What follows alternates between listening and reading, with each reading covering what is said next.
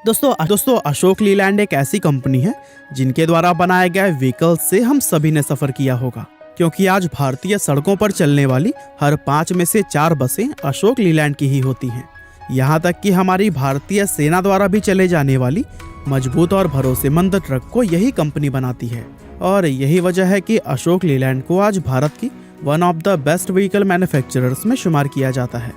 अब cars manufacturing के business से शुरुआत करने वाली यह कंपनी दुनिया की सबसे बड़ी कॉमर्शियल वाहन निर्माता और बस निर्माता कंपनी आखिर किस तरह से बनी और भारत के विकास में इस कंपनी के योगदान को इतना ज्यादा महत्वपूर्ण क्यों माना जाता है, यही सब हम आज की हमारी इस वीडियो में आपको बताने वाले हैं।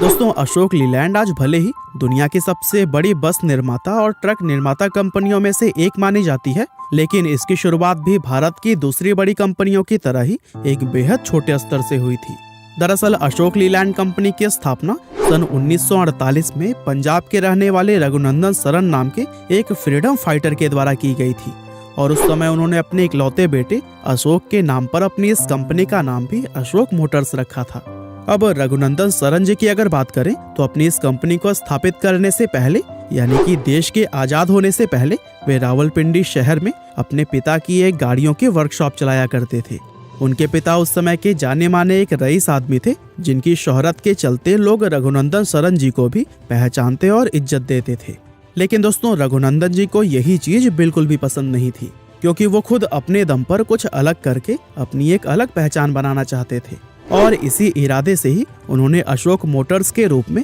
अपनी खुद की ऑटोमोटिव कंपनी शुरू की थी, जो कि शुरुआत में इंग्लैंड से गाड़ियों के पार्ट्स को इंपोर्ट करके भारत में ऑस्टिन कंपनी की कार्स को असेंबल और मैन्युफैक्चर करने का काम करती थी। इस कंपनी का पहला हेडक्वार्टर और मैन्युफैक्चरिंग प्लांट चेन्नई में बनाया गया था, जहां पर 1949 में पहली बार इस मैन्युफैक्चरिंग प्लांट के अंदर ऑस्टिन कंपनी की A40 कार का स्वदेशी तकनीक से निर्माण किया गया था। अब यूं तो उस समय इस कंपनी का यह कार मैन्युफैक्चरिंग का बिजनेस ठीक ठाक चल रहा था, लेकिन रघुनंदन जी को यह बात समझने में ज्यादा समय नहीं लगा कि उस समय के नए आजाद हुए भारत के विकास के लिए पैसेंजर कार्स से कहीं ज्यादा जरूरत कॉमर्शियल व्हीकल्स की थी। और चूंकि वे एक स्वतंत्रता सेनानी थे जो कि खुद से पहले देश के बारे में सोचते थे, इसीलिए उन्होंने देश की तरक्की में अपना योगदान देने के लिए ब्रिटिश कंपनी लीलैंड मोटर्स के साथ पार्टनरशिप के लिए बातचीत करनी शुरू कर दी, ताकि इस कंपनी के साथ मिलकर भारत में भी कॉमर्शियल व्हीकल्स का निर्माण किया जा सके।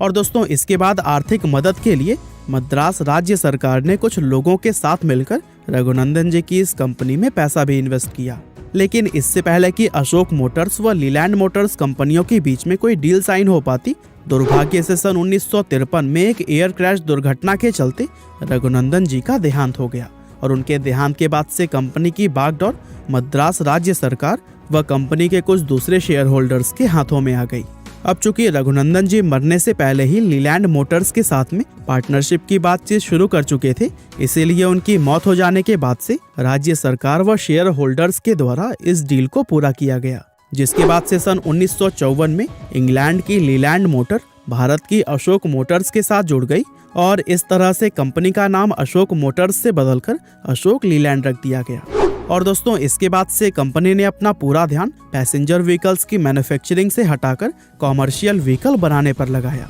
जिसके चलते अशोक लीलैंड के एन्नोर प्लांट के अंदर कंपनी ने पहली बार कॉमेट 350 ट्रक का निर्माण किया, जिसे कि मैंगलोर के एक टाइल फैक्ट्री को बेचा गया था।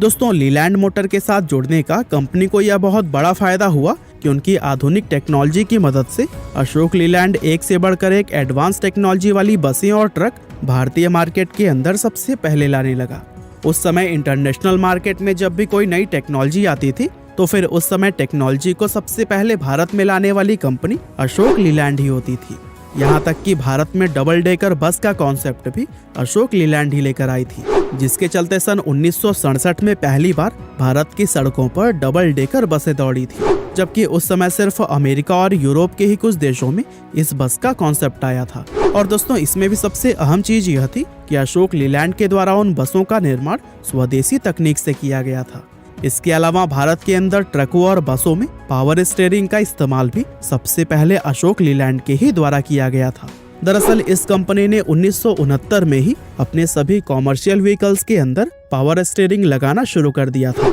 जो कि उस समय एक बेहद ही एडवांस टेक्नोलॉजी मानी जाती थी। और दोस्तों इस तरह से धीरे धीरे आगे बढ़ते हुए अशोक लीलैंड ने मजबूत ट्रकों व बसों जैसे कॉमर्शियल वाहनों के सेगमेंट में अपनी एक अलग रेपुटेशन बनाना शुरू कर दिया, और इसी के चलते लोगों का इस कंपनी पर भरोसा बढ़ता गया। और दोस्तों आपको जानकर हैरानी होगी कि हमारी सेना के लिए वाहन बनाने वाली सबसे प्रमुख कंपनी भी अशोक लीलैंड ही है।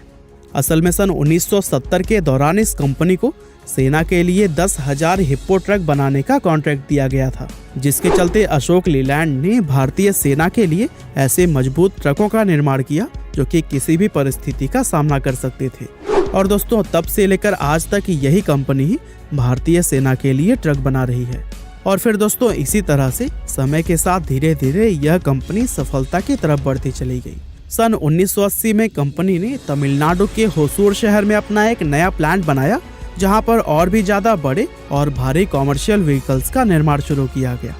इस प्लांट में मुख्य रूप से मल्टी एक्सल बसें व ट्रक बनाए गए, जो कि कंपनी के दूसरे प्रोडक्ट की तरह ही बेहद सफल रहे।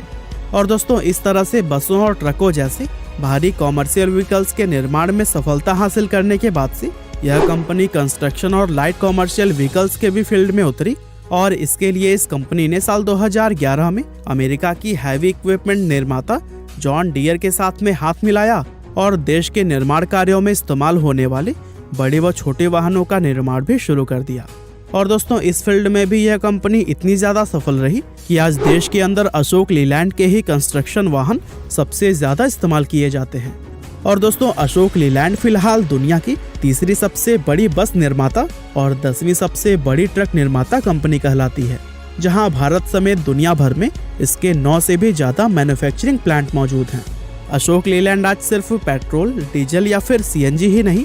बल्कि इलेक्ट्रिक बसों की भी सबसे प्रमुख निर्माता कंपनियों में से एक मानी जाती है, और भारत के अंदर सबसे ज्यादा इलेक्ट्रिक बसें भी यही कंपनी बनाती है। अब आपकी जानकारी के लिए हम बता दें कि इस समय इस कंपनी की ऑनरशिप भारत के हिंदुजा ग्रुप के पास में है, जिन्होंने साल 2007 में अशोक लीलैंड के मेजॉरिटी स्टेक्स खरीदकर इस कंपनी का स्वामित्व हासिल कर लिया था। और जब से यह कंपनी हिंदुजा ग्रुप के हाथों में गई है, तब से इसके आगे बढ़ने व तरक्की करने की रफ्तार और भी ज्यादा तेज हो गई है। और अगर यह कंपनी इसी तरह से आगे बढ़ते हुए तरक्की करती रही तो वो दिन दूर नहीं जब अशोक लीलैंड सिर्फ भारत ही नहीं बल्कि पूरी दुनिया की सबसे बड़ी ट्रक व बस निर्माता कंपनी बन जाएगी। बाकी दोस्तों आज की हमारी इस वीडियो में बस इतना ही था।